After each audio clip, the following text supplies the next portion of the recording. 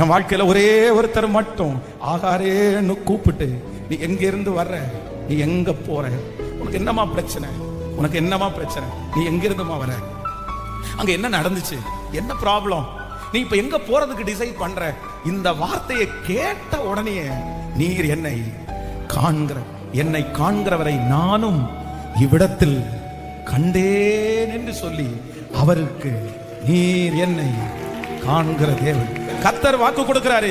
யாருமே கேட்கலன்னாலும், யாருமே கேட்கலன்னாலும் உன் வருத்தத்தை கேட்கறதுக்கு ஒருத்தர் இருக்கிறார், உன் அங்கலாய்ப்பை கேட்கறதுக்கு ஒருத்தர் இருக்கிறார். அவர் பக்கத்துல வந்து தட்டி கொடுத்து, ஏபா ஏமா ஏபா உங்க பேரை சொல்லி, உங்க பேரை சொல்லி, இதுவரைக்கும் யாருமே உச்சரிக்காத உங்களுடைய உண்மையான பேரை சொல்லி தட்டி கொடுத்து, நீ எங்க போற, உனக்கு என்ன பிரச்சனை, உனக்கு என்ன சூழ்நிலை, இப்ப நிறைய பேரை ஆறுதல் படுத்துறத நான் பார்க்கிறேன். கர்த்தர் நிறைய பேருடைய இருதயத்தை ஆறுதல் படுத்துகிறார். உனக்கு ஒருவர் உண்டு சிஸ்டர், உங்களுக்கு ஒருவர் உண்டு பிரதர், உங்களுக்கு ஒருவர் உண்டு மகனே, உனக்கு ஒருவர் உண்டு மகளே, உனக்கு ஒருவர் உண்டு.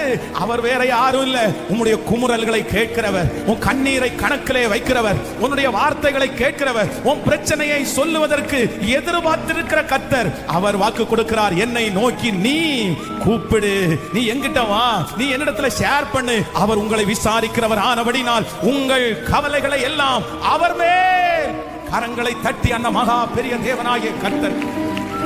Thank you Jesus.